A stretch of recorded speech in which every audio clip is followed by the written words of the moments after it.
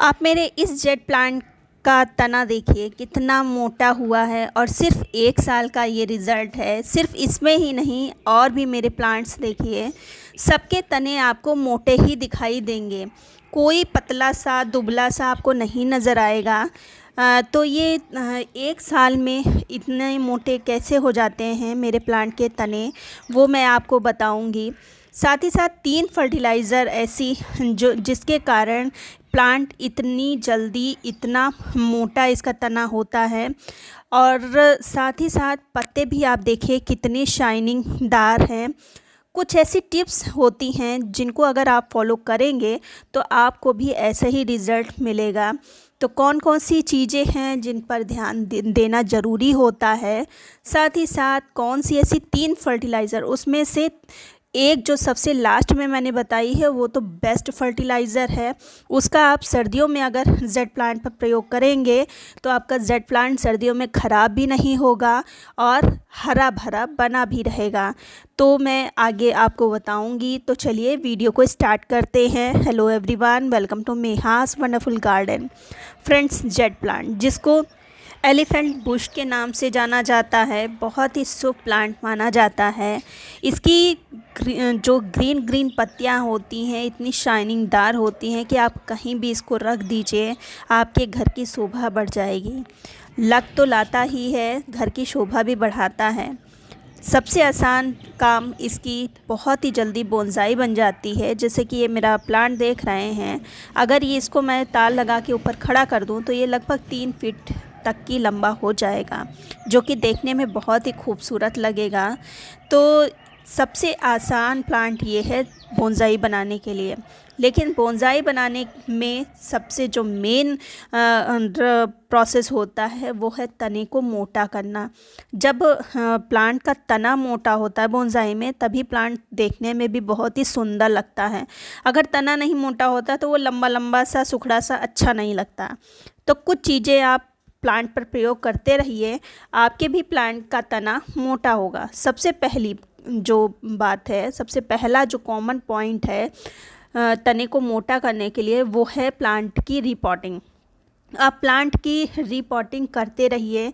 ऐसा नहीं कि एक प्लांट आपने एक ही मिट्टी में 3-4 साल तक लगा दिया, क्योंकि ये स्लो ग्रोथ करता है तो इतनी जल्दी रूट बाउंड भी नहीं होता है। तो कोई कोई इसकी रिपॉटिंग ही नहीं करता, फिर कहता है कि मेरा प्लांट ग्रोथ नहीं करता।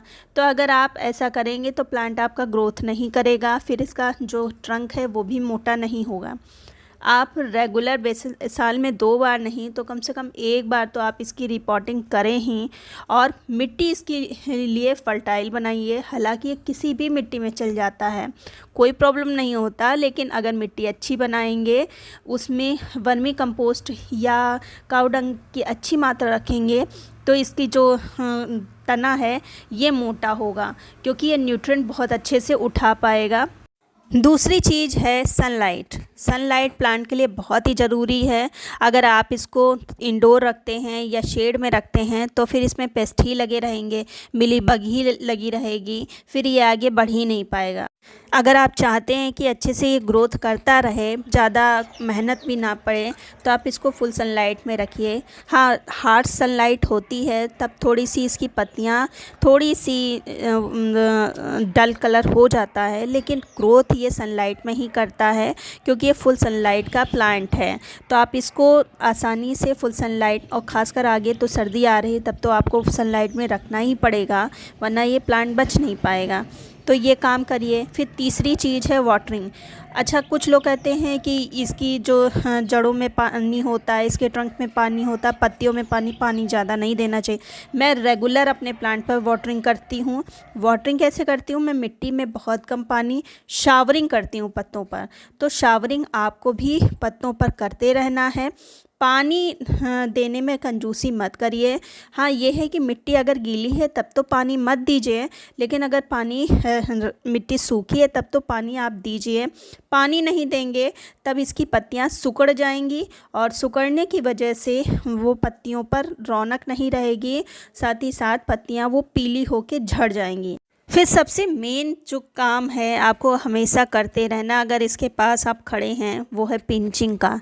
आप पिंचिंग करते रहिए, आपका अच्छा खासा एक प्लांट तैयार हो जाएगा। आपको ज़्यादा मेहनत की भी ज़रूरत नहीं पड़ेगी। आप ऊपर की जितनी भी टिप हैं, नई नई टिप निकलती हैं पिंचिंग के बाद, उसको टिप करते रहिए। अगर आप चाहें तो इसकी आप कटिंग भी लगा सकते हैं, हालांकि मेरे पास प्लांट बहुत है तो मैं कटिंग नहीं लगाती। अब देखिए, ये ऊपर से शायद 1-2 लीफ गिरी होंगी तो उसी में रूट निकल आई हैं। इतना तो ये हार्ड प्लांट होता है। और मिट्टी देखिए, बरसात की वजह से बहुत ही सख्त हो चुकी है, इसकी मुझे रीपॉटिंग करनी है। तो ये काम कर सकते हैं। रीपॉटिंग अगर नहीं करी है और मिट्टी आपको सख्त लगती है, तब आप रिपोर्टिंग भी इस मौसम में कर दीजिए। ना ज़्यादा इस समय ठंडक है, ना ज़्यादा गर्मी है, आसानी से चल जाएगा प्लांट। तो ये काम कर सकते हैं। अब बात कर लेते हैं इनके फर्टिलाइज़र की। तो मैं 3 तरह के आपको फर्टिलाइज़र बताऊंगी जो आपके सुविधाजनक हो, उसको यूज़ कर सकते हैं। तीनों ही बेस्ट हैं। हो सके तो आप बदल बदल के तीनों का प्रयोग करिए। सर्दियों में भी आप प्रयोग करिए, बहुत अच्छा रिज़ल्ट मिलेगा। आपका प्लांट बहुत तेज़ी से ग्रोथ करेगा। प्लांट की पत्तियों में भी चमक आएगी।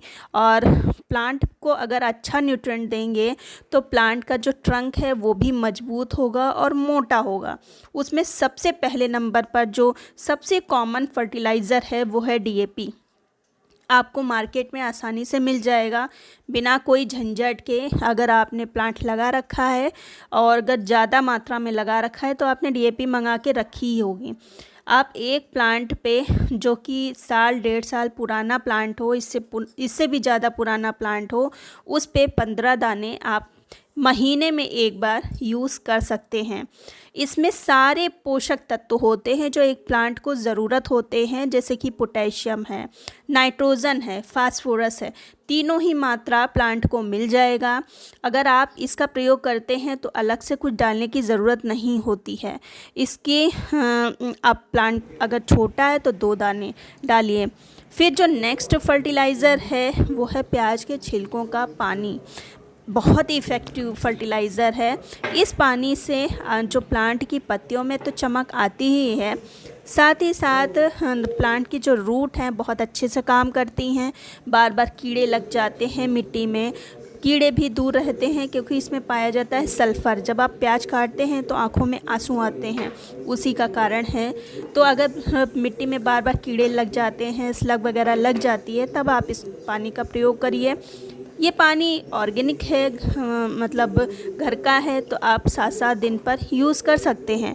आप पानी की जगह पर इस पानी का प्रयोग कर सकते हैं। जब भी मिट्टी सूखी हो तब पानी डालना होगा, तब आप इस पानी का यूज़ कर सकते हैं। 1 गिलास पानी प्याज का लीजिए और दूसरा इसमें 2 गिलास पानी नॉर्मल वाटर मिलाइए और जेट प्लांट को दे दीजिए। 7-7 दिन पर देना है। इसको देने के बाद आप रिज़ल्ट खुद ही देखेंगे। सबसे बेस्ट अगर सर्दियों की दृष्टि से देखा जाए तो ये फर्टिलाइज़र है। ये है सरसों की खली का फर्टिलाइज़र। कैसे बनाना है डिटेल में मैंने बताया है, वहाँ से देख सकते हैं। रफली बताया जाए तो मैंने 1 लीटर पानी में 250 ग्राम के करीब सरसों की खली को भिगो दिया था और सुबह इस पानी को 10 गुने पानी के साथ में मिक्स करके आप अपने जेड प्लांट को दे दीजिए। जितनी प्लांट को नीड हो बस उतना ही देना है, एक्स्ट्रा नहीं देना है। आप रिज़ल्ट देखिए, आपका प्लांट 15 दिन में ही अच्छे से डबल हो जाएगा। जितना आपका प्लांट था उसका डबल हो जाएगा और साथ ही साथ प्लांट की पत्तियां भी चमकने लगेंगी। लेकिन उसमें किसी भी तरह का कोई प्रॉब्लम नहीं होना चाहिए, रोग नहीं लगा होना चाहिए, प्लांट स्वस्थ होना चाहिए।